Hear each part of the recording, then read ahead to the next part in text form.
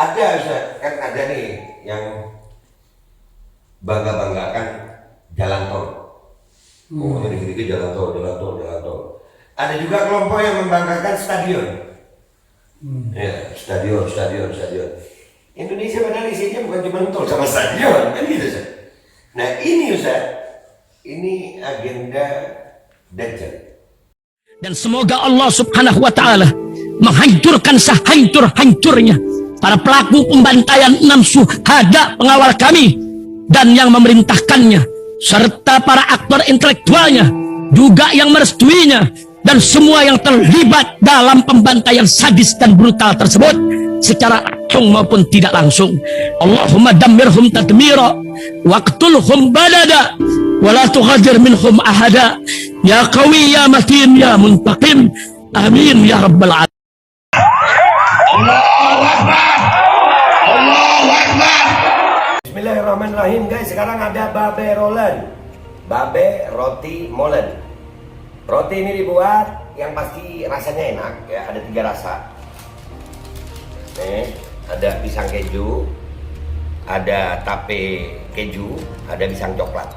Ini dibuat tanpa bahan pengawet dan melayani pesanan-pesanan kalian yang seputaran Jabodetabek, bisa buat nemenin ngopi, buat acara-acara boleh. Dan ini karena gua paling suka pisang keju, nih gua dulu yang nyoba nih. Nih dia tuh kayak crunchy gitu depannya itu. No.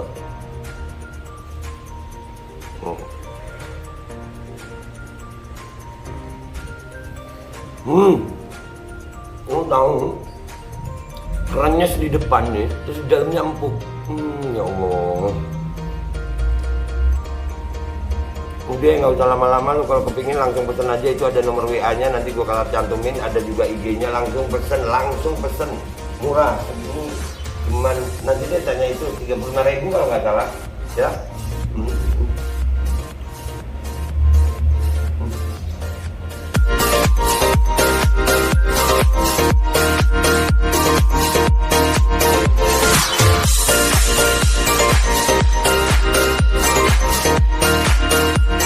Assalamualaikum warahmatullahi wabarakatuh. Waalaikumsalam. Bismillahirrahmanirrahim. Wassalatu wassalamu ala Rasulillah Sayyidina wa Maulana Muhammad ibn Abdullah wa ala alihi wa sahbihi wa mawala.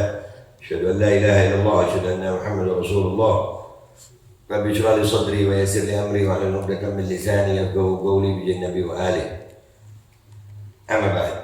Ini jujur aja gue nih kalau Ustaz pakai lu gua nggak apa-apa nih. Biar biasa gitu ya. Api boso Jawan tambah akhlak kan gitu. Jadi Ustaz, alhamdulillah ya Ustaz, antum bisa manggil anak ke sini, dan ini sebenarnya salah Ustaz, karena yang salah ini mestinya tanpa dipanggil mestinya kami datang. Cuman karena memang lebih ke arah muhtaram ke ulama Ustaz. Karena sampai hari ini terkenal katanya orang sih Ustaz, pada Anda tidak merasa katanya orang kritikannya ini terlalu pedas, terlalu berani katanya orang, sebetulnya Anda tidak merasa itu. Cuman alhamdulillah sampai hari ini saya belum pernah mengkritik ulama. Alhamdulillah, karena walaupun berbeda pendapat, Al-Fakir termasuk orang yang sependapat dengan antum dari dulu. Antum salah satu ulama yang minan Nahdlatul Ulama yang kami ini beda ini. Antum terus sebenarnya Kiai Idrus Romli, alhamdulillah Gus Fayong, Gus Najih. Nah, mudah-mudahan teman-teman panjang ya kabar. Teman-teman ini harapan kami Ahlus Sunnah wal Jamaah, karena sekarang ini Ustaz, dari yang Al-Fakir tahu bahwasanya propaganda perpecahan ini makin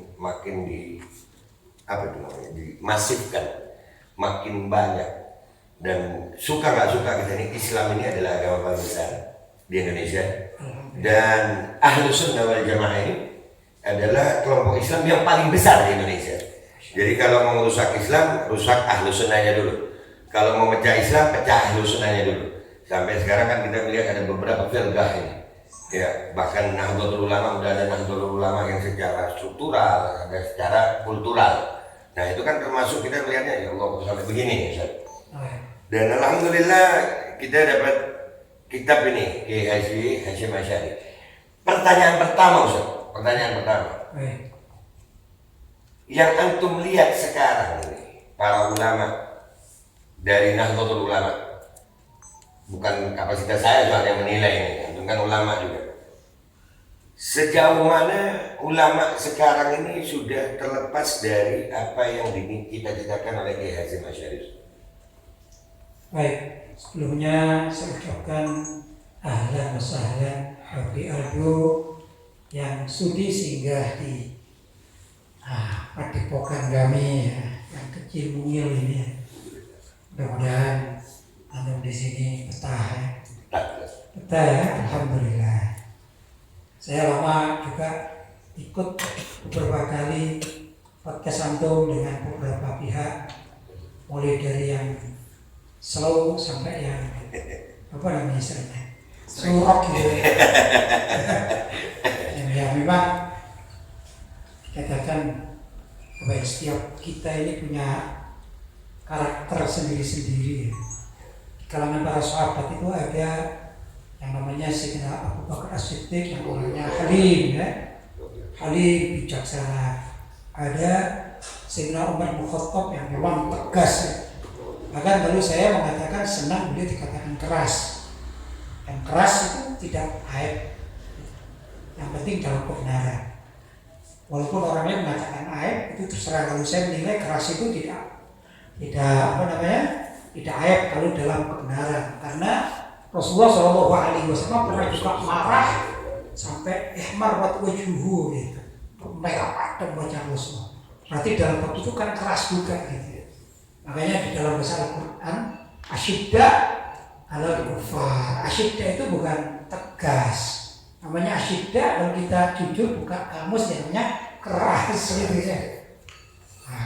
Apa yang antum sampaikan juga ada yang model seperti Sayyidina Abu Bakar As-Siddiq ya. Ada juga yang seperti Sayyidina Umar bin Khattab. Itu karakter-karakter ya. Ada juga yang memang seperti Sayyidina Utsman bin Affan.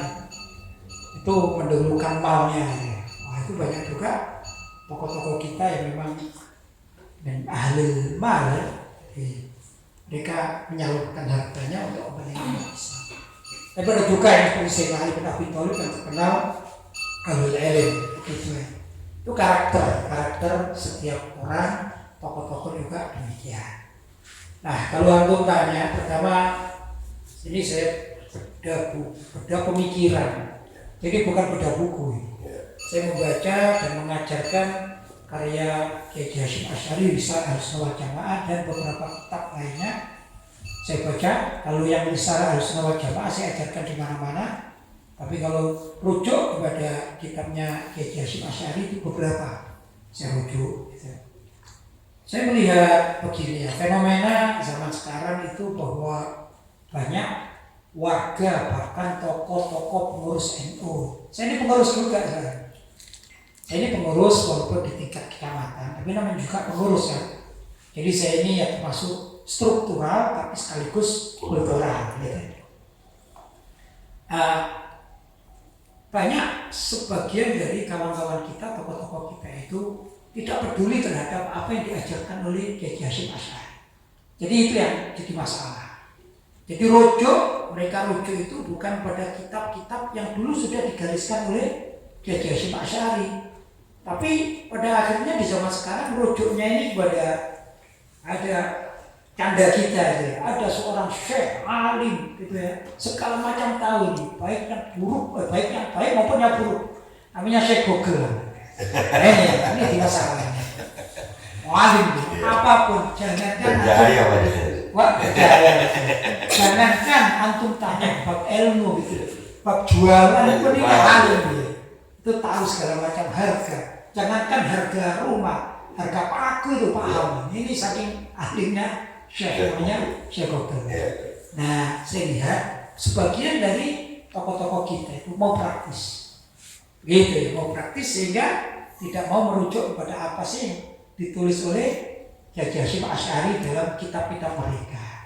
Ya namanya keluar tidak mau kepada ajaran atau kitabnya pendiri NU. akhirnya apa? Ya terseret arus kan begitu ya, sedikit demi sedikit. Dan ini bukan masa yang sebentar, tapi masa katanya.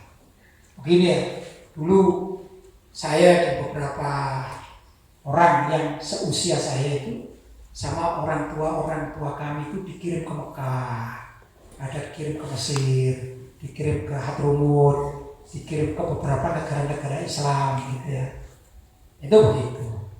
Tapi ada sebagian juga yang seusia kami ini dikirim ke Chicago, ke Boston gitu ya, ke Kanada, ke Beijing ya, dan lain sebagainya.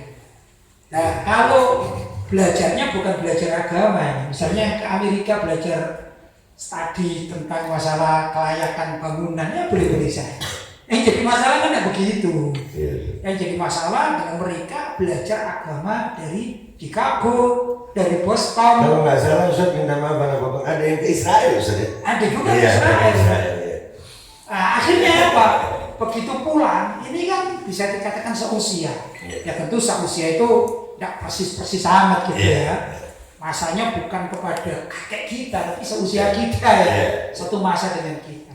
Muncullah tokoh-tokoh yang bermacam-macam itu sudah meninggalkan ajaran Kiai Hasyim Asy'ari. Saya bicara di warga NU nih ya, Kiai NU ya, bukan yang di lain ya.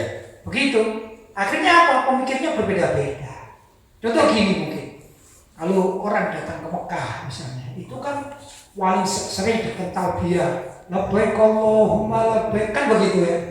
Azan, terus TV pun di sana itu ya, kalau lagu Arab kan gitu ya. Tidak pernah lagu Cina, tidak pernah. Lagu Barat pun ya gimana ya? Tidak ada. Saya dulu masih awal-awal muda itu pernah ya, namanya saya usia 17, kadang-kadang terbawa arus anak itu lihat film kartun, tapi bahasa Arab. Nah, kan bahasa Arab kan, artinya nilai-nilai Arab itu betul-betul melekat. Assalamualaikum, bismillahirrahmanirrahim, kan gitu. Sebagian yang berangkat ke Eropa, ya otomatis atau ke Barat, otomatis mereka terbiasa dengan dunia Barat. Saya ini punya kawan saya ini, ya Masya Allah, saya tidak katakan orang pesantren ya, tapi orang baik-baik, gitu, baik-baik, Masya Allah. Waktu itu SMP sama saya, pernah satu bangku sama saya, kan berarti akrab ya. Kemudian saya berangkat ke mana? Ke Mekah, dia berangkat ke Inggris karena dapat beasiswa. Bagus, ya ahli matematika dan kimia, kalau nggak salah dia ngambil kimia atau apa. Tukang mahasiswa, ingat ya, bukan ada, sebenarnya Pak Harto dulu. Akhirnya ngambil di Inggris. Nah, setelah itu kita komunikasi dengan ya kawan tersebut. Akhirnya dia ini foto bawa bir, minuman keras. Saya bilang kasihan kamu, kenapa? Lu enggak, kalau di Mekah, kalau di Eropa itu minum minuman keras itu biasa seperti minum air mineral. Apalagi di sini dingin. Akhirnya dia tanya, apa hukumnya? Nah, saya katakan, saya arahkan lah. Pada akhirnya alhamdulillah obat, kemudian bilang sama saya gimana caranya pergi ke Mekah biar lihat Mekah ya. Akhirnya ikut haji, ya ketemu di Mekah. Pulang jadi orang baik, tapi ini pergaulan waktu di Eropa, jadi minum bir itu dianggap biasa. Jelas-jelas minum bir, minum keras, miras itu. Nah ini kan berarti apa? Nilai yang ada di lingkungan, maksudnya peradaban gitu, peradaban di Arab, peradaban di Eropa kan berbeda. Loh kalau yang dipelajari itu kalau tadi matematika, fisika ya no problem dalam keilmuannya, mungkin perilakunya jadi. Tapi kalau ini agama yang dipelajari itu agama. Belajar agama ke Israel ya jadi Yahudi kan gitu. Belajar agama ke Beijing jadi PKHI kan gitu. Belajar agama ke Barat jadi ya bau-bau Natalan kan gitu. Jadi bau-bau begitu, ini yang terjadi. Barangkali itu. Jadi ya memang ada menurut saya. Ya, dan alhamdulillah ya, saat ini membuat topik kayaknya antum mulai kasyaf deh, kita ada yang mau dibahas. Dan tadi buat yang nonton ini, waktu awal dikasih buku ini itu kita buka masal gitu, karena memang gue bukan orang yang suka membaca sebetulnya, lebih ke arah mendengar. Al-Fakir lebih Allah kasih kalau dengar cepat hafal, kalau bacanya suka loncat-loncat, dan kalau suka buka kitab sembarang. Baik. Buka kitab sembarang. Tadi kita buka ini kitab sembarang sampai bab akhir zaman, Ustaz. Ya, dan alhamdulillah selama 2 tahun ini, Ustaz, saya ini lulusan SMA, Ustaz. Baik. Lulusan SMA. Saya termasuk orang yang mungkin dikenal di Indonesia adalah orang yang menentang tentang masalah kesehatan. Itu nggak bisa kita sebut di media sosial begini karena sudah 700 video saya membongkar masalah ini. Itu di take down, dan itu yang take down bukan YouTube aja, itu resmi dari WHO. Kami sampai dapat email dari WHO. Dan, ini jujur aja, Ustaz, saya malah mendapatkan ilmu ini dari orang-orang di luar agama Islam. Dari non-muslim tentang akhir zaman. Ada beberapa saudara sebangsa setanah air yang berbeda agama, yang ternyata membahas apa yang dibahas sama Kiai Hasyim Asy'ari di sini. Tentang perubahan perilaku manusia yang diakibatkan oleh banyak pengaruh. Dan pengaruh ini memang kalau kita dalam Islam itu kita menyebutnya Dajjal, ya kan, karena memang akhir zaman Rasulullah itu bukan beramal. Kalau Rasulullah Shallallahu Alaihi Wasallam apa yang beliau sampaikan itu bukan ramalan, itu yang memang yang beliau, kita nggak boleh percaya Rasulullah meramal. Rasulullah SAW apa namanya, wala yantiqu anil hawa, betul saja, in huwa illa wahyu yuha. Artinya kenapa ulama-ulama kita ya ini sedikit sekali yang berani membahas tentang akhir zaman ini, dan ini perubahan perilaku manusia ini mestinya Islam, harusnya ulama-ulama kita berbicara masalah ini. Contoh, Ustaz, yang ini nyari bahasanya dulu, Ustaz. Boleh minum susu, Ustaz? Baik. Ya, biasanya kopi soalnya, Ustaz. Jadi kalau karena susu rada-rada lemot saya. Nggak berani, Beb, tolong jangan. Tapi bantu suka mancing saya, Ustaz. Ya, ada zat-zat yang sengaja dimasukkan ke dalam tubuh manusia yang kami teliti, kami punya datanya, bahwa zat-zat tersebut memang dibuat untuk merubah akhlak manusia, merubah perilaku manusia yang sudah tidak wajar. 2 tahun yang lalu, Ustaz, saya dimusuhi bahkan keluarga sendiri. Di saat saya menerangkan masalah ini, saya bilang kalian akan lihat 2 tahun setelah ini, kalian akan melihat manusia-manusia di Indonesia ini perilakunya bukan manusia. Perilakunya sudah di luar batas kewajaran. Sudah ada bapak hamil anak, mantu sama mertua. Kemarin, Ustaz, di Ponorogo dalam 3 tahun kalau nggak salah lebih 1.000 orang siswi SMP SMA hamil di luar nikah. Tadi 500 sekian di Indramayu.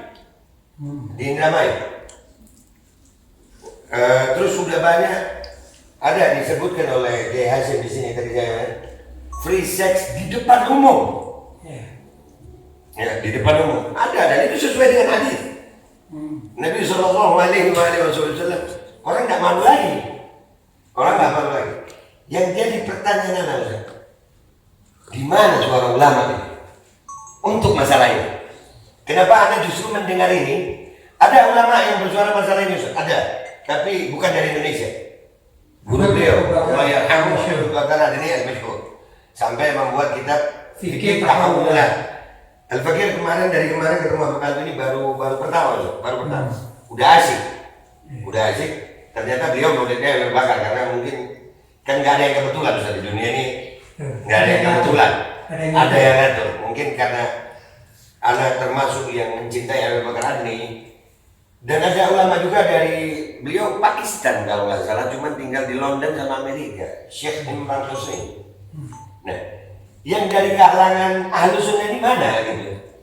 Bahkan, Ustaz, kemarin kami sempat masalah ini ke MUI, Ustaz. Kami bertanya masalah ini sama MUI. Imam kami, jujur, Ustaz, saya ini pendapat saya nggak apa-apa dicap nggak nuruti pemerintah tapi nuruti ulama, nggak apa-apa. Andai kata saya nuruti ulama harus membuat saya di penjara, saya lakukan. Ya. Nah, yang jadi pertanyaan kami rindu pernyataan-pernyataan ulama yang membuat kami itu punya apa ya, kutwah gitu. Semakin semangat. Selama ini saya berjuang, tidak ada ulama, nggak ada. Ulamanya mengakui saya benar, tapi di saat saya bilang, ayo bantu bikin kalam, bantu Anda supaya umat ini mau mendengar itu. Ini sudah ada bukti-bukti. Allah mas'ulun inda Rasulullah. Ya, antum-antum yang ulama. Nah, ini pertanyaan ini padahal antum sudah nulis ini. Ya, ada di sini. Ternyata apa yang Anda perjuangkan sekarang itu ada dalam pemikiran Kiai Haji Hasyim Asy'ari. Padahal Anda baru baca bukunya.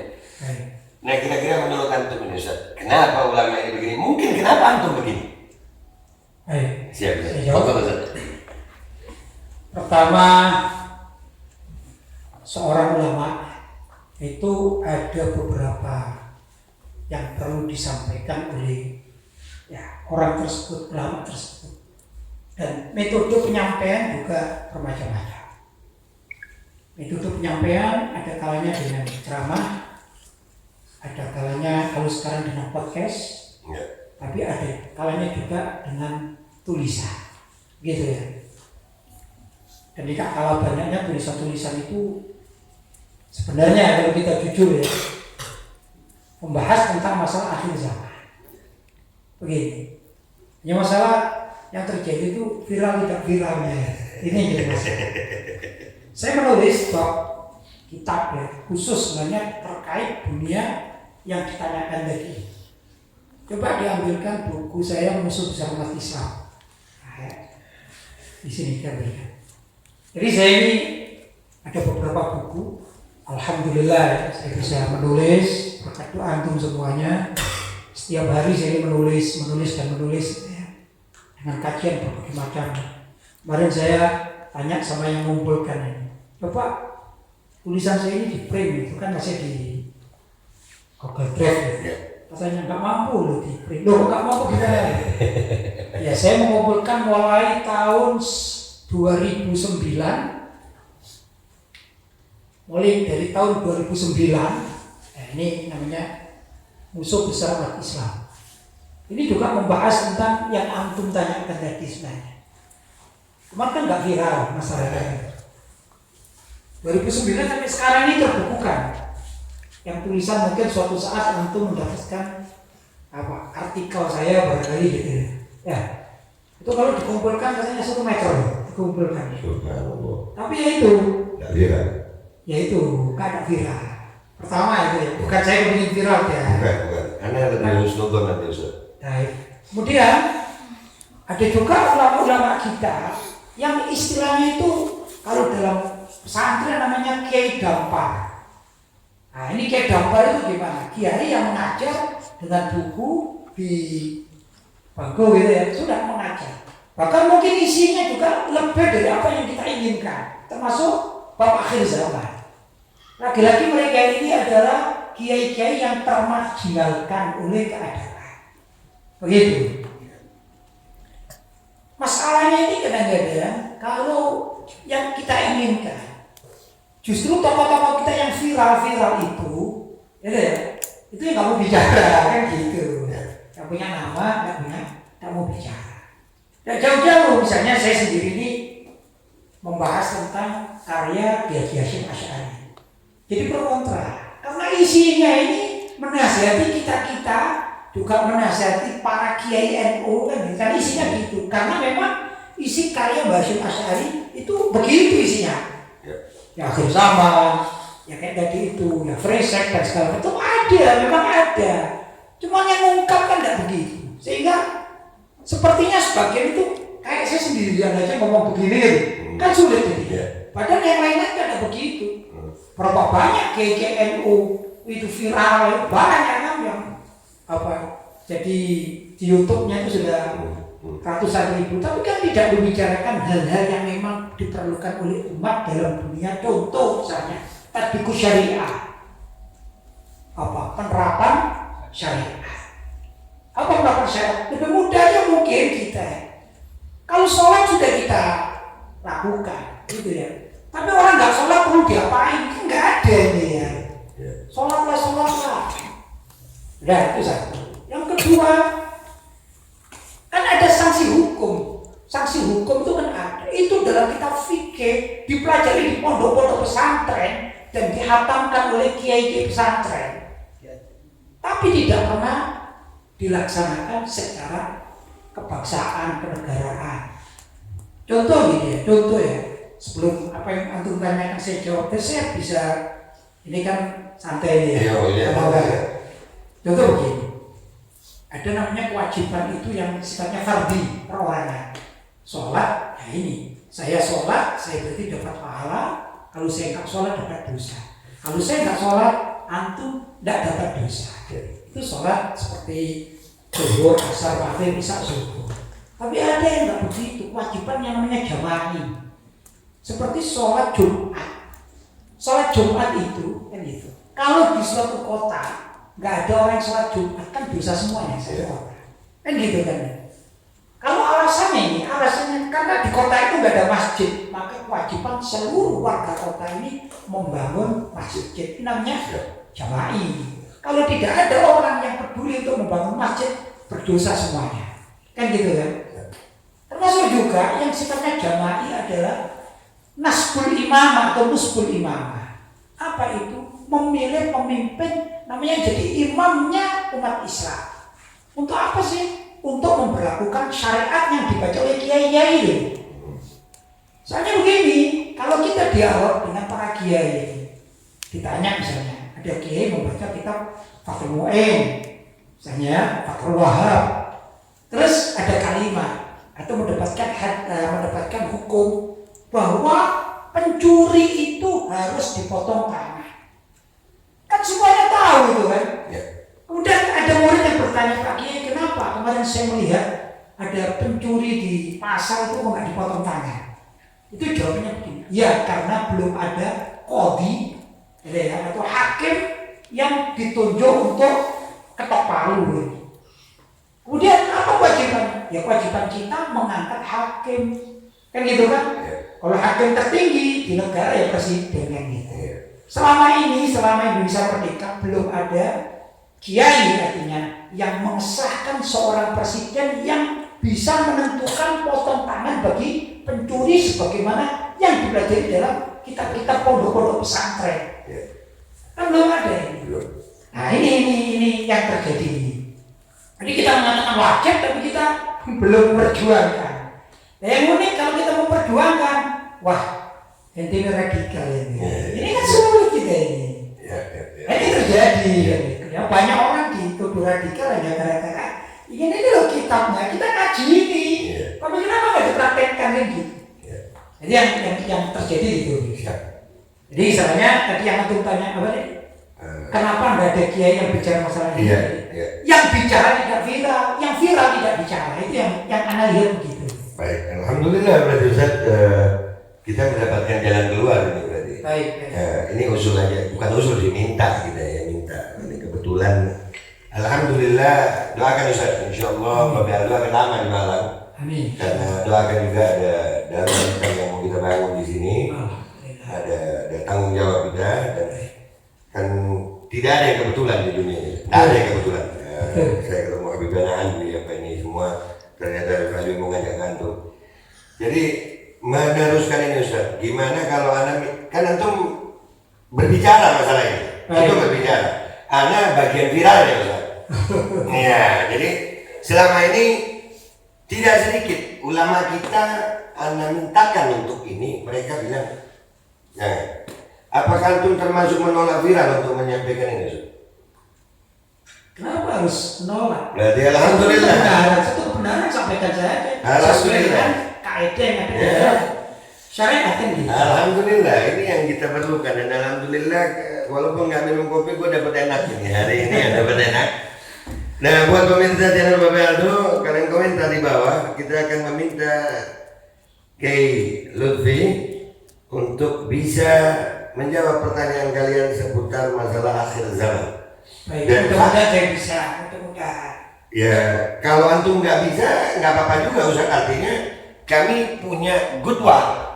Baik. Ya, sehingga perdebatan di umat Islam yang kami alami, Baik. saya mengalami Ustaz, karena 2 tahun Ustaz, 2 tahun lebih memperjuangkan yang kami yakini benar. Baik. Ya, itu kami belum mendapatkan dalil dari ulama ini. Baik.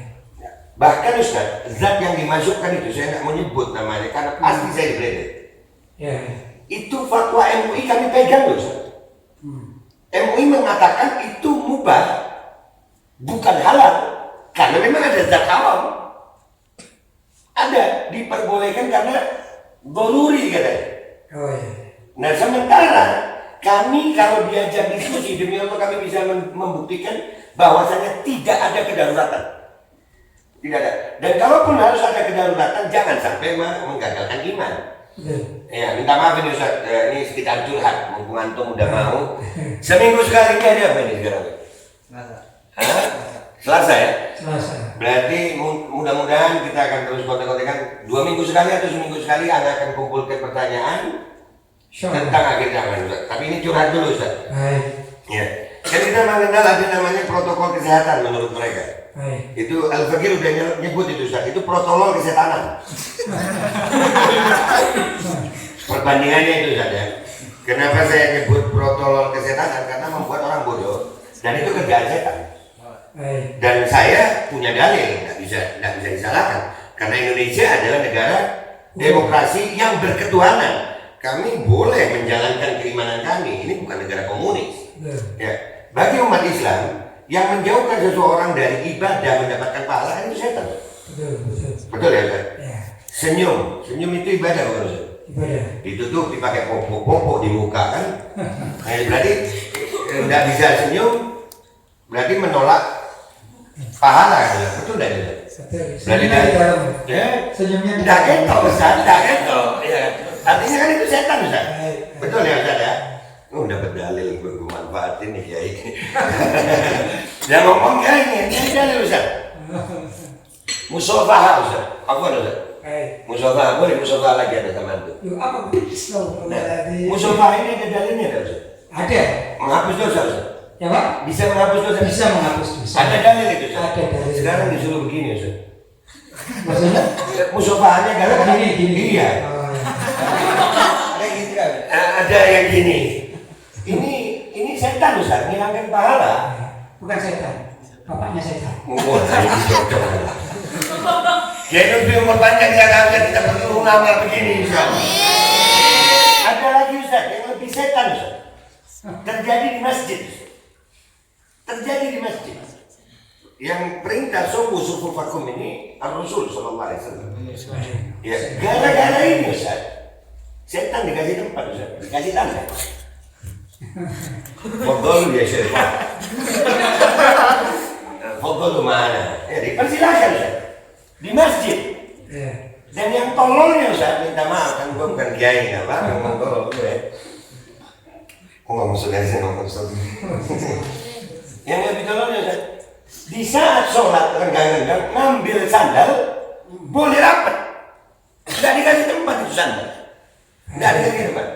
Nah ini yang harus kami berharap ada ulama-ulama yang berani mengatakan yang hak dalam bab ini Ustaz. Karena jujur Ustaz, nggak sedikit juga Ustaz, tidak sedikit kami temui. Apalagi Anda nggak punya pondok, kalau nggak pondok Anda ditutup, kalau nggak pondok Anda begini. Ini yang kalau udah cerita punya pondok Ustaz, Ya. berarti kelasnya ulama Ustaz. Oke. Ya. Ini mudah-mudahan. Padepokan. Ya. Artinya Ustaz, alhamdulillah pertemuan ini memberikan kepuasan terhadap dahaga kami. Banyak Ustaz, banyak. Kami jujur aja saya malah dari agama lain yang membuat kami bersemangat dalam hal ini. Karena kami juga menemukan, hari ini saya menemukan di kitab yang antum susun ini. Mudah-mudahan ini manfaat buat Nabi Muhammad SAW. Bahwasanya di akhir zaman ini kita perlu banyak pertanyaan umat. Ada yang bilang ini ikhtiar Ustaz. Padahal kami sudah tunjukkan kayak MUI itu Ustaz. Kami surati. Kami ikut dengan protokol mereka, cara mereka. Tapi kepentok Ustaz, karena ini kan bukan ulama, ini kan bukan susah Ustaz. Nah, mudah-mudahan Ustaz Lutfi mau, insya Allah mau seminggu sekali atau 2 minggu sekali kita akan datang begini. Oke Ustaz. Baik, begini ya. Ambil sikap. Iya. Mengambil sikap itu tentu bermacam-macam. Kalau saya dengan para santri ada 2 pesantren di sini sama di pesantren ayah saya almarhum, dan saya sekarang yang pegang namanya pesantren Al-Quran PIG. Itu kita kan bicara tentang masalah COVID kemarin gitu ya. Peristiwanya kan COVID 2 tahun gitu. Iya. Jangan disebut Ustaz nanti di beredar ya. Ya itu di beredar lah, enggak. Kalau anak di beredar, akhirnya kita beda. Bukan Ustaz. Kalau di beredar akhirnya tujuan kita nggak tercapai. Baik. Intinya 2 tahun kan begitu ya. Iya sih. Memang kita tidak bisa ke masjid. Kalau di sini tidak bisa ke masjid. Masjidnya ditutup. Nah. Sudah. Tapi apa yang kita lakukan? Alhamdulillah di pesantren ini dan pesantren ayah saya, dan juga saya bikin dengan keluarga ini bikin pesantren lagi ketiga. Nah sekarang santrinya sekitar 150-an. Jadi kalau semuanya ini jumlah 700. Alhamdulillah. Alhamdulillah kita terapkan di pesantren itu sholatnya haram kalau rendah. Sepakat. Sudah. Pertama itu. Kedua, karena kita kesulitan pergi ke masjid, memang dijaga kesulitan. Karena kesulitan berarti darurat tidak ke sana. Tapi kami di sini sholat Jumat, mengadakan sholat Jumat dan tidak libur. Alhamdulillah. Gitu. Kita tidak pernah libur sholat Jumat. Alhamdulillah. Baik yang di sini maupun yang di pesantren satu, keduanya dan pesantren ketiganya tidak libur. Kemudian kita ini sebagai warga bermadzhab Syafi'i, memang melaksanakan sholat Jumat itu ada beberapa syarat-syarat ya, yang masyhur. Di antaranya menurut mazhab Syafi'i itu syaratnya fil masjid. Itu syarat yang bisa ditawar sebenarnya karena ada kol-kol, tapi yang paling kuat di masjid. Tapi indah darurat, tak kala darurat boleh di tempat-tempat lain selain masjid. Begitu. Maka kan di sini bukan masjid, karena masjid juga syarat jumlah kalau di sini cuma 25 orang nggak memenuhi syarat. Sedangkan di pesantren satunya itu 500 orang memenuhi syarat, tapi bukan masjid. Di pesantren yang ketiga ada masjidnya tapi kecil ya, sebenarnya musola. Sana memenuhi syarat, gitu. Tapi dekat dengan masjid yang lain. Nah ini juga ada khilafiyah beda ulama antara pelaksanaan sholat Jumat yang taat betul Jumat. Boleh kan Jumat itu sini bikin. Kalau tidak ada darurat, tidak boleh. Dulu Imam Syafi'i radhiyallahu ta'ala tatkala beliau hidup di Irak itu masyarakatnya sedikit, maka beliau ketat sekali masalah taat dulu Jumat, yaitu sholat Jumat yang berbilang banyak sini. Karena masyarakat sedikit bisa terhitung. Begitu beliau pindah ke Mesir, ternyata warga Mesir jauh lebih banyak dan lebih kompleks permasalahannya dan terjadi taat di Jumat. Dan di situ di dalam kitab-kitab dikatakan wasakataan Syafi'i, Imam Syafi'i mendiamkan, berarti boleh dalam keadaan yang tidak bisa ditolak. Kan darurat itu kan macam-macam gitu. Maka kami menerapkan begini, kami sholat Jumat di pesantren ya, karena kurang memenuhi syarat, maka setelah sholat Jumat yang itu wajib hukumnya, dan kami tidak ada yang renggang-renggang sholat, tetap rapat sesuai dengan aturan. Kemudian kami tambahi dengan sholat zuhur begitu. Ini ada agar ikhtilafon. Tapi intinya alhamdulillah pesantren kami tidak ada protokol yang 1 meter. Oh, alhamdulillah. Itu intinya. Ya, alhamdulillah di sini nggak tolol. Alhamdulillah.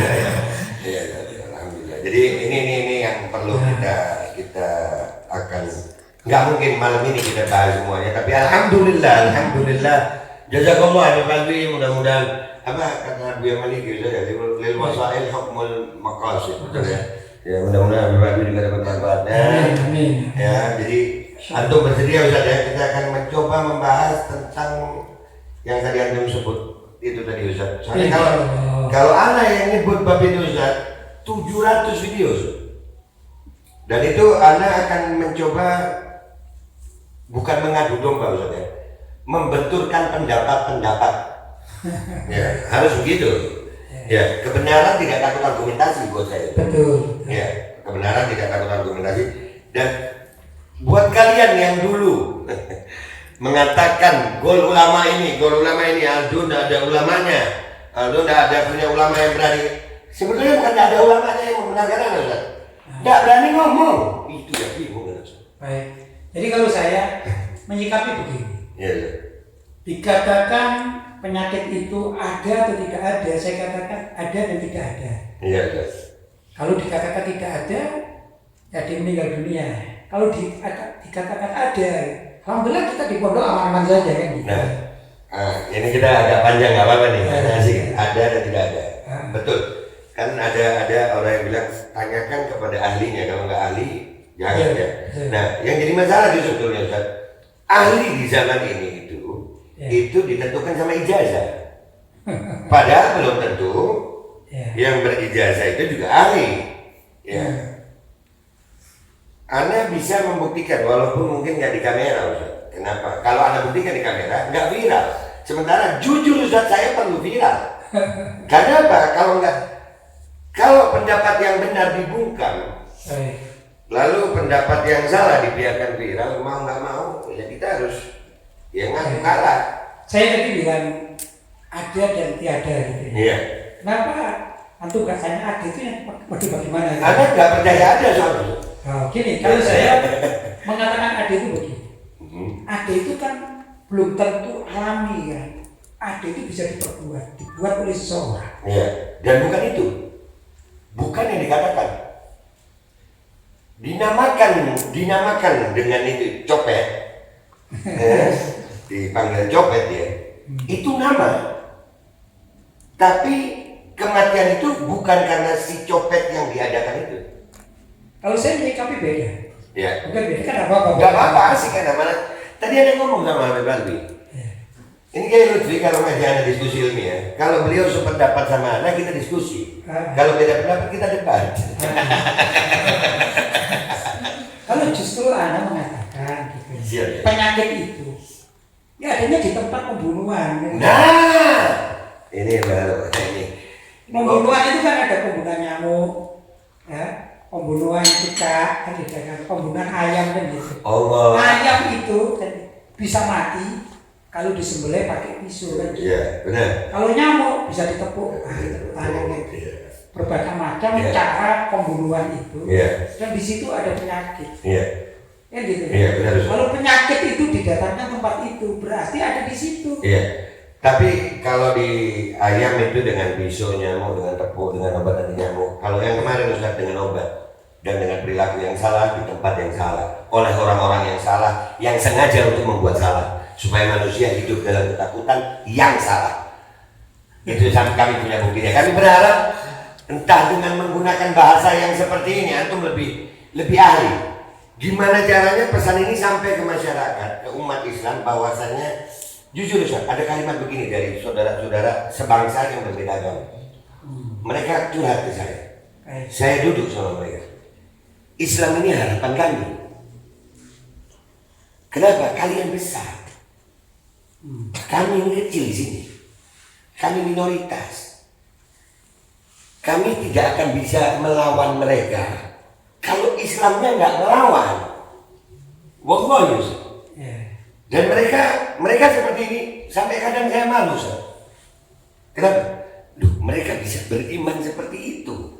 Sementara umat Islamnya mana? Mestinya kita lebih beriman. Dan itu ada di sini ada. Yang Anda mau bahas sama antum di sini ada. Dan ini kalau tadi antum ngasih Anda ini Anda minta Ustaz. Beda ini. Nah, jadi kami berharap Ustaz, bahkan kami berharap podcast ini Ustaz akan berlanjut dan bisa membawa ulama-ulama yang lain yang sepaham. Sehingga jujur aja Ustaz, Sekarang ini kami tidak berharap ke lain-lain, tak bisa, tidak ada. Pejabat tak mungkin ngomongin. Ada beberapa pejabat yang sepaham sama kami, tapi tidak berani muncul. Karena terikat oleh sistem tadi. Ya, terikat oleh sistem tadi. Jangan, nanti kan ada yang ngomong. Sampai para dokter. Lulusan SMA kok ngomong ilmu kesehatan. Lulusan SMA ijazahnya hilang kan. Ngomongin kesehatan. Tapi alhamdulillah ya Rabb. Apa yang Anda ucapkan 2 tahun lalu sekarang terjadi. Dengan bukti data, fakta kami ini, dan dulu data, sekarang fakta. Tapi kan sekarang nggak ada sudah. Akibatnya masih ada. Jadi gini, minta maaf. Untuk supaya zat itu masuk dalam tubuh, itu harus membuat orang berbondong-bondong ke situ. Ya, untuk membuat orang berbondong-bondong datang ke situ, harus diciptakan keadaan yang menakutkan agar orang berbondong-bondong. Manusia di akhir zaman, Nabi SAW yang bilang wahan sudah. Wahan ini betul ya sudah. Khawful maut. Orang tua sekarang Ustaz, anaknya kena gigit nyamuk, bingungnya kayak gimana? Kena, ya Allah, digigit nyamuk. Orang tua kita dulu Ustaz, udah disiapkan sakit, gitu orang sakit di jalan. Mandi hujan, mandi. Ya, anak sekarang orang tuanya khawful maut. Bahkan orang tua sekarang itu banyak yang lebih menyiapkan hidupnya anak daripada matinya anak. Ya, orang tua itu lebih memikirkan menyekolahkan anak. Kenapa? Supaya hidupnya enak. Oh ini dipilihkan sekolah itu. Kenapa? Hidupnya enak. Bukan matinya yang enak. Nah, belum ada orang tua yang anak tanya kenapa kau sekolahkan anak? Kenapa kau begini sama anak? Supaya hidupnya enak. Nggak mati anaknya. Itu belum ada. Nah, jadi alhamdulillah dengan adanya antum ini kami berharap, umat Islam berharap, majelis penderitaan rakyat karena punya dibilang ormas, ya majelis. Jadi saking senangnya saya sama penderitaan, bahkan bagi kami penderitaan itu kemuliaan. Masya Allah. Iya, kemuliaan itu ada di penderitaan. Sambal yang diulek lebih enak daripada sambal yang di blender. Karena yang diulek ada penderitaan di situ, ada usaha, ada yang nikmat. Nah, mudah-mudahan antum mau diajak menderita ini. Jadi insya Allah seminggu sekali Ustaz ya.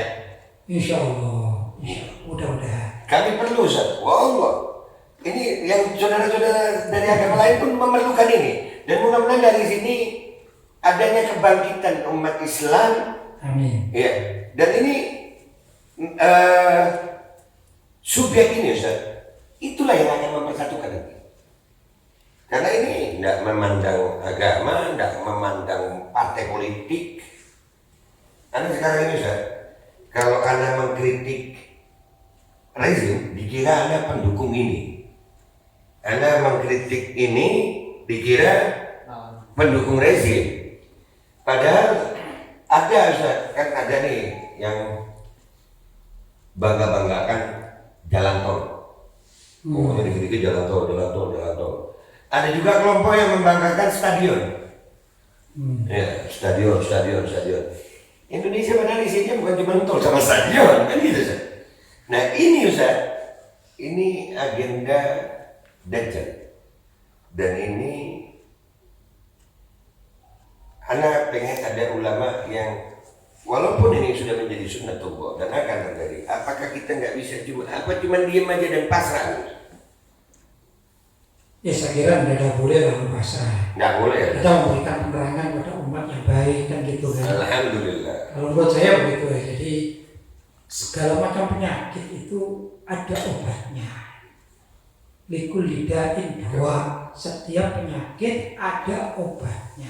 Walaupun penyakit bikin-bikinan juga ada obatnya. Ada mau tanya Ustaz. Likul lidain dawa.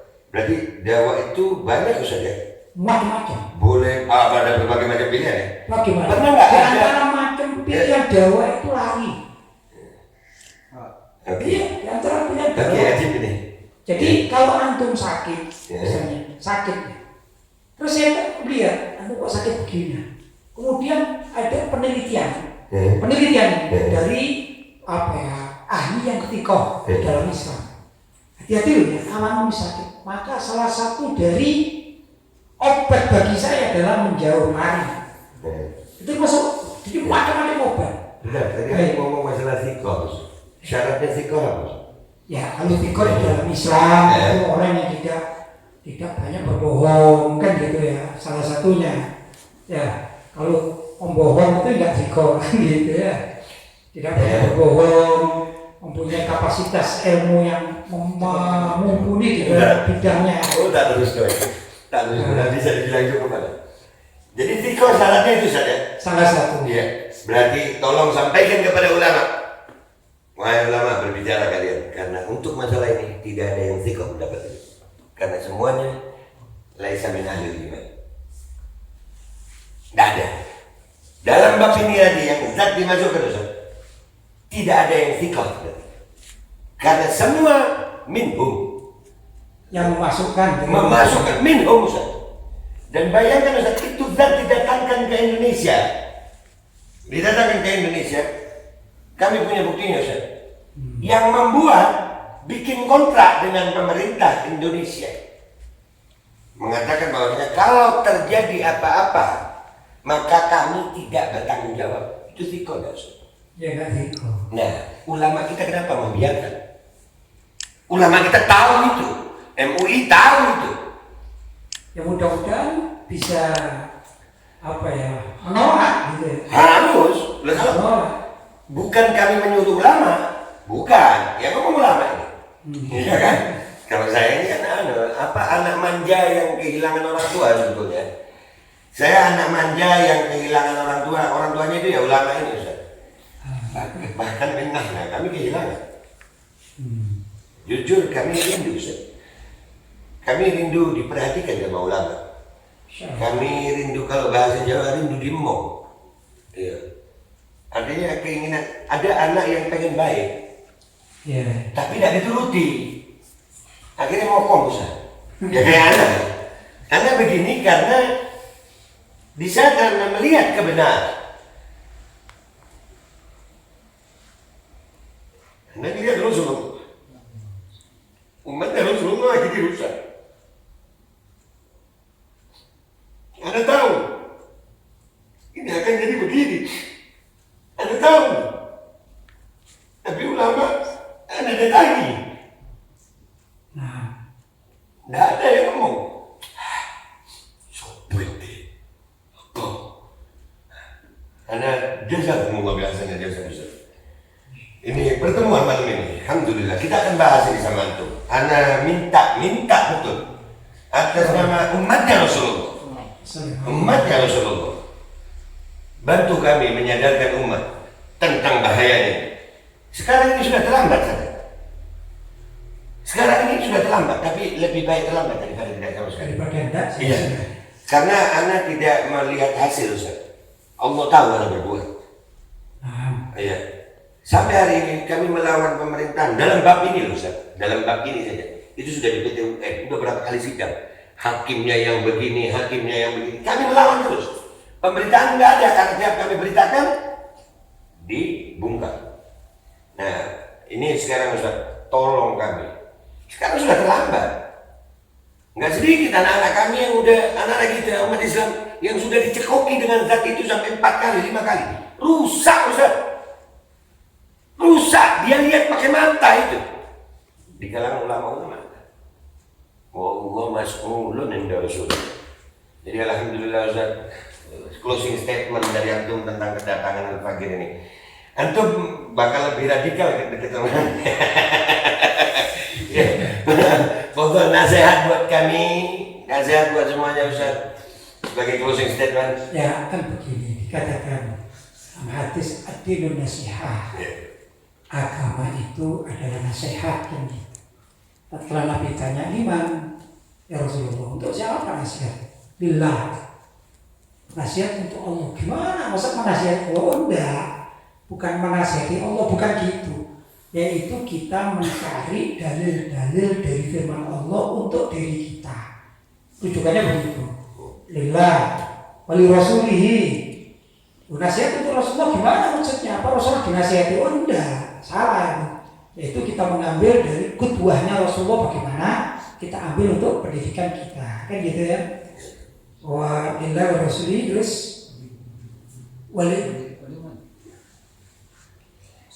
lillahi wa rasulihi wali ummati, dan untuk umatnya, kan gitu. Umatnya Rasulullah Shallallahu Alaihi Wasallam. Maksudnya gini, kita ini kan cara nasihat itu kan bermacam-macam. Ada cara orang salah dinasihati dengan keras gitu. Misalnya ada punya anak mau jatuh ke sumur gitu. Kalau nasihatnya ini model kalem-kalem, sebentar nak ya, jangan begitu, nanti jatuh duluan. Bila perlu ditampar, juga nggak jatuh kan gitu. Perlu kadang-kadang begitu.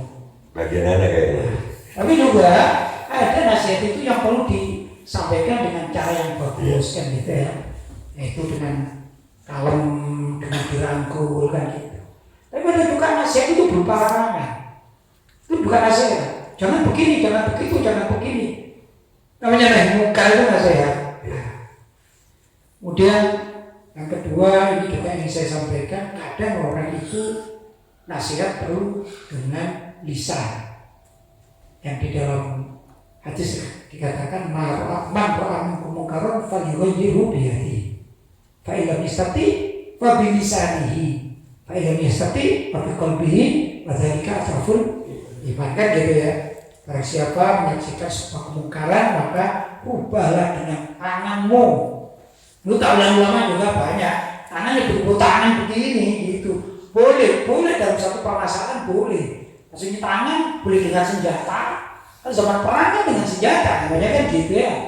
Bahkan Rasulullah pun itu dalam riwayat itu kan pernah cambuknya Rasulullah karena salah satu sahabat Sayyidina Ukasha itu kemudian mau dibales kan gitu kan, walaupun pada akhirnya ada perubahan strateginya Sayyidina Ukasha kan gitu. Tapi itu kan namanya cambuk dengan cambuk tangan betulan, itu satu. Yang kedua dengan kekuatan tangan. Kekuatan itu tangan maksudnya pengaruh yang lewat pemerintahan misalnya. Kalau kita punya orang yang berpengaruh, pengaruh kita ini kita berbuat dengan pengaruh kita untuk kemaslahatan umat. Begitu, itu mestinya gitu. Fa'ilam istati, tapi kalau tidak mampu, fabilisanihi, maka adalah dengan lisannya. Kalau saya tambah ini dengan bahasa Indonesia, wabitu lisanihi. Nah ini dengan tulisan, ini bukan namanya hadis ya, dengan bahasa Indonesia ya. Maka perlu juga kita sampaikan kepada ulama-ulama kita, itu menulis juga artikel-artikel yang mempengaruhi masyarakat yang bisa kepada penyadaran pada umat. Itu ya. Tapi fa'ilam istati, kalau memang itu tidak bisa, lisan tidak bisa, tulisan tidak mampu, fabiqalbihi, maka minimal dengan hatinya. Tapi ya tafun iman paling lemah kan gitu ya. Mudah-mudahan ya kalau ulama jangan lemah-lemah. Ya baru mau ngomong aja jadi ulama kalau lemah iman. Nah ya kalau mau lemah-lemah gitu ya, mending pensiun aja gitu. Tapi kalau kita sampaikan kebenaran, tapi dengan cara-cara yang bisa diterima kan begitu. Kalau saya jadi seperti ini, gimana caranya kita menolak suatu zat yang dimasukkan dalam tubuh dengan berbagai macam cara. Salah satunya kita berobatnya dengan lari. Kan cara berobat macam-macam. Ya kita jangan ditusuk gitu maksudnya kan gitu. Nanti tak ajar Kalau kita punya kekuatan, di antaranya dari sekian banyak kajian-kajian itu kan ada juga, walaupun kajian ini bukan yang ahli sekali, tapi kita ini orang Indonesia luar biasa, menurut saya begitu. Orang Indonesia luar biasa. Yang saya tahu hampir semua kayak bumbu-bumbu dapur semacam cengkeh, terus lengkuas, itu punya khasiat paling tidak untuk kekuatan tubuh, stamina gitu ya. Saya alhamdulillah selama 2 tahun di musim banyak penyakit itu. Saya ini tiap hari ya kalau nggak minum beras kencur ya gitu, kita minum aja gitu.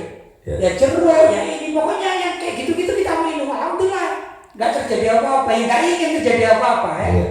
Nah, kalau ikhtiatan, kalau keluar ada ikhtiatan keselamatan, keamanan, keselamatan untuk kita. mungkin kita was-was, mungkin di sana ada orang terkena walaupun itu abal-abal segala macam, tapi juga ada keselamatan yang lain. Kalau saya daripada ditangkap polisi, kan penting pakai masker kan gitu kalau keluar. Daripada nggak masker masuk penjara, itu ada apa di penjara? Nah itu termasuk juga lari. Nah, tata cara untuk menghindar gitu. Macam-macam orang bermasker itu macam-macam, gitu ya. Tapi tujuannya kita ini ada satu langkah-langkah yang konkret yang harus kita lakukan. Ini langkah konkret, misalnya kita komunikasi dengan para dokter, kita komunikasi dengan orang-orang yang mengerti di dalam bidang ini. Dan alhamdulillah itu saya lakukan gitu. Akhirnya saya alhamdulillah mudah-mudahan juga dan para santri semua tidak dengar sama sekali ada santri yang jumlahnya kalau dijumlah semuanya itu 700-an itu yang terpapar itu tidak ada, alhamdulillah. Karena kami ya sudah hati-hati sudah, ikhtiar sudah, mengerjakan sudah, tapi tetap syariat kita laksanakan, sholat ya kita sebagaimana diajarkan oleh Rasulullah SAW gitu ya. Saya tidak pakai yang berjarak-jarak di sini gitu ya. Dan kita tidak keluar. Ikhtiar kita tidak keluar, pondok sini tidak keluar. Dan alhamdulillah kita tulis di luar, tamu dilarang bertamu. Orang luar, polisi pun dilarang bertamu. Karena saya khawatir polisinya ini terpapar itu juga, ini harus bertamu. Dan polisi setempat kami ini paham semua. Jangan bertamu ke situ ditutup. Alhamdulillah mereka tutup, tapi tetap belanja, nggak mati. Alhamdulillah, kita atur sedemikian rupa bisa. Makanya Zat, kenapa tadi Anda sebut itu protolol gitu Zat? Karena Anda sudah menemukan sesuatu yang ini apa ini? Orang sakit itu kan ada gejala ya, disebut sakit itu karena ada gejala. Tanpa gejala ya tidak bisa disebut sakit. Tapi gini, yang ada itu ada gejala, ada rata-rata yang masuk rumah sakit itu ada gejala. Saya tahu. Nah, seperti yang itu misalnya sakit apa? Sakit punggung, kan harus ke rumah sakit. Cuma sudah sana mati itu yang masalah. Jadi kita mau membahas itu nanti. Artinya kita udah sampai di mana orang mempercayai manusia yang nggak punya gejala tapi sakit. Tentu bayangin. Ini udah apa kalau orang Jawa bilang mentok, ini jedok ini. Ini tololnya jedok bisa. Sama aja orang lagi ngelihat orang duduk pun. Ini lagi jalan-jalan ke sini. Lah kok ya ini lebih gendeng ada lagi kayak gitu. Musabab tambah sebab. Musabab tambah sebab. Nah, musabab tambah sebab. Padahal Allah bilang di kulli syai'in sabab. Ya kan? Nah, jadi insyaallah Ustaz. Mudah-mudahan ini yang penting antum mau dulu. Yang pasti antum harus siap dicap radikal. Kalau saya dicap radikal sudah lama. Biasa-biasa lah, cuma dicap aja. Tapi alhamdulillah antum farhan kita di sini saja. Alhamdulillah. Jadi tugasnya Pak Aldo nah ini agak ringan kita. Agak ringan kalau dulu Pak Aldo itu harus menjadi orang yang paham sekaligus viral. Padahal aslinya viral dong. Paham enggak? Karena gimana? Lulusan SMA ijazah hilang ngomongin masalah ini yang dibicarakan sedunia. Ya wajar kalau orang itu ragu itu sebetulnya wajar. Oh gendeng itu ini ada. Ya, saudara-saudara saya sendiri Ustaz, yang tahu latar belakang saya itu mengatakan seperti itu. Itu cuma di film. Yang itu ngomongkan ini cuma di film. Tapi alhamdulillah hari ini mereka, oh iya itu benar. Nah artinya ke depannya ini Ustaz, kami berharap sekarang ini ada ulama dan mudah-mudahan antum umur panjang, sehat, barakah ilmu. Izinkan kami datang seminggu sekali atau 2 minggu sekali atau sebulan sekali. Insyaallah. Dengan segudang pertanyaan dari umat Islam tentang masalah akhir zaman ini Ustaz. Insyaallah. Mudah-mudahan saya bisa jawab. Kalau saya bisa jawab, saya jawab. Kalau tidak bisa, kata orang dulu PR gitu. Anda berharap kalau beliau tidak bisa jawab, makin banyak ulama yang duduk gitu. Iya kan? La tanfuduna illa bisultan. Artinya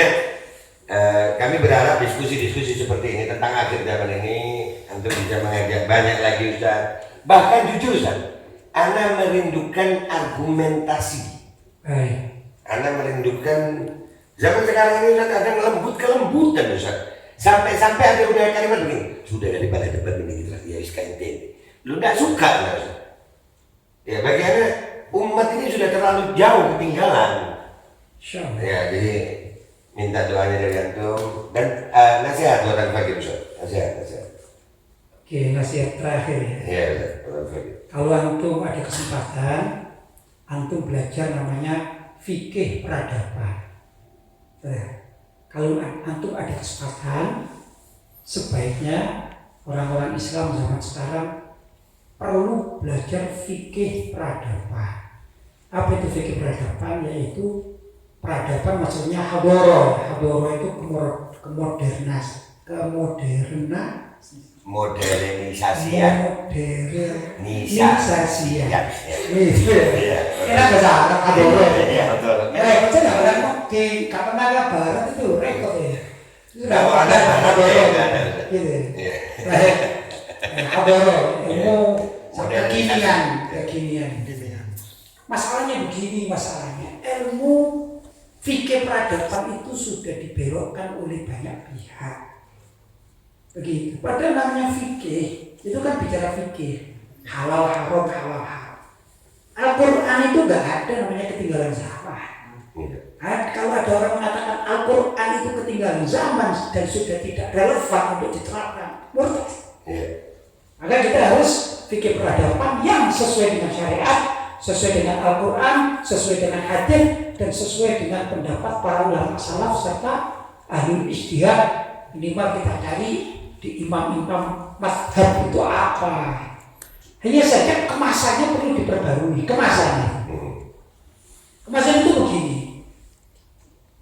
Kalau di kitab-kitab fikih, gitu ya, kitab fikih seperti zakat misalnya. Zakat itu yang didahulukan di sana dalam kitab fikih itu adalah bagaimana kalau namanya zakat mawasyinya, zakat tentang hewan ternak. Gitu ya. Kalau zaman sekarang barangkali pembahasan bab zakat hewan ternak itu tidak ditaruh bab awal di dalam bab zakat. Begitu. Karena sampai beternak sekarang, ternak sapi sampai 1.000 dari itu sama kecuali pedagang, walaupun ada. Tapi masyarakat kita tidak ke situ kan. Justru masyarakat ini mengalami suatu perubahan zaman. Gimana ada orang sekarang ini kaya tapi tidak bekerja. Tidak bekerja yang di situ letaknya orang harus bersusah payah. Apa itu? Ya banyak. Itu permainan game online, kan gitu kan ya. Nah ini mestinya hadoro yang kayak gini dicarikan dalilnya, tapi sesuai dengan aturan Al-Quran, hadis, dan juga pendapat para ulama salaf serta ulama-ulama khalaf.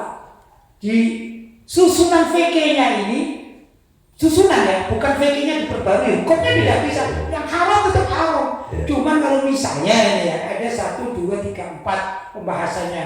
Kalau dalam kitab fikih itu pertama bab mawasyi, hewan ternak, mungkin hewan ternaknya ditaruh di bab terakhir kan gitu. Sehingga orang ini paham, anak zaman sekarang paham, iya tetap perlu zakat, wajib zakat.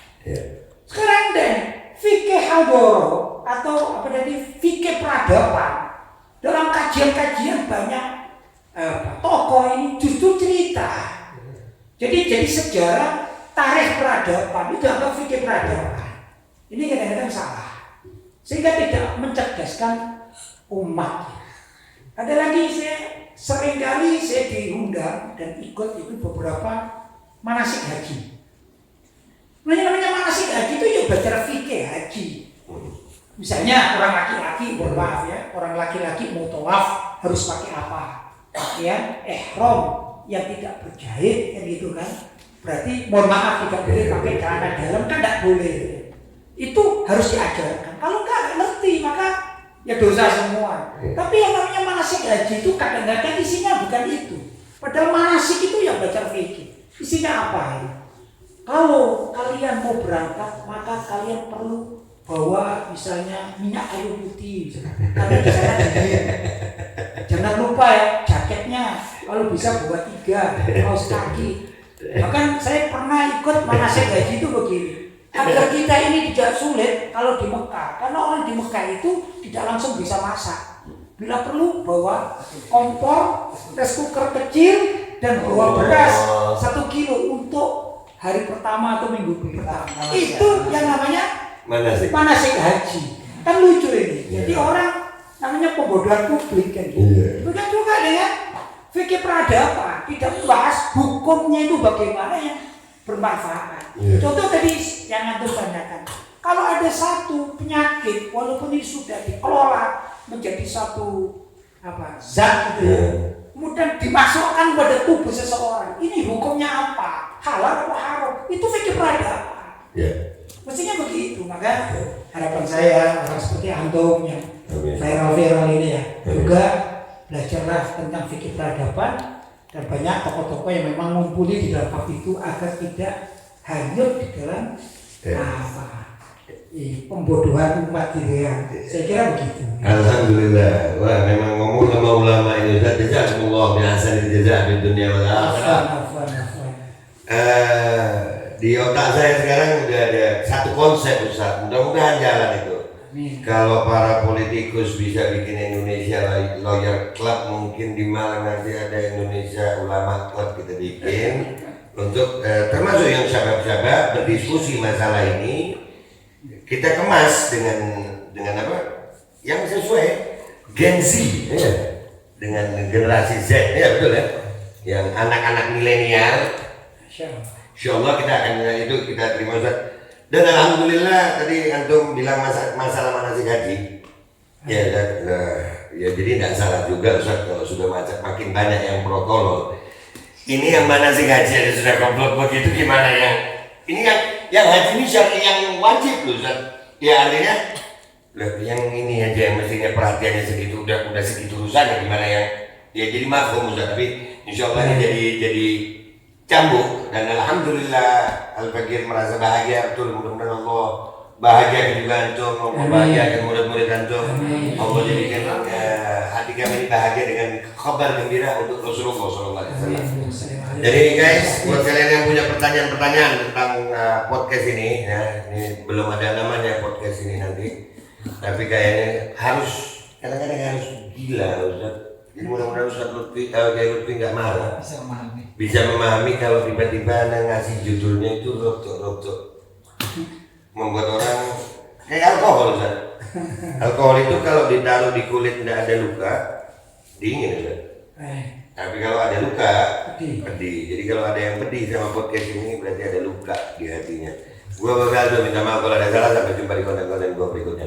Wabillahi taufiq wal hidayah. Wallahu a'lam bishawab. Wal minkum. Wassalamualaikum warahmatullahi wabarakatuh. Waalaikumsalam warahmatullahi wabarakatuh. Allahumma panjangkan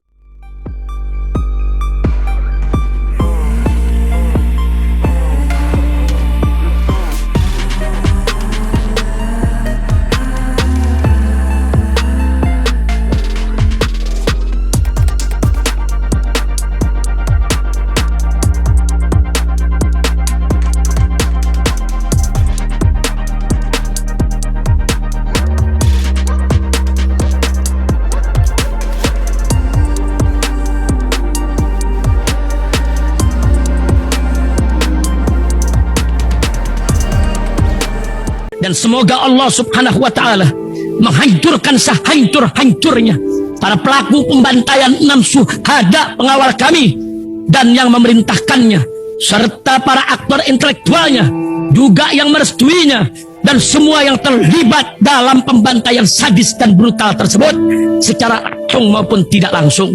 Allahumma dammirhum tadmira waqtulhum badada wala tughadir minhum ahada ya qawi ya matin ya muntaqim, amin ya rabbal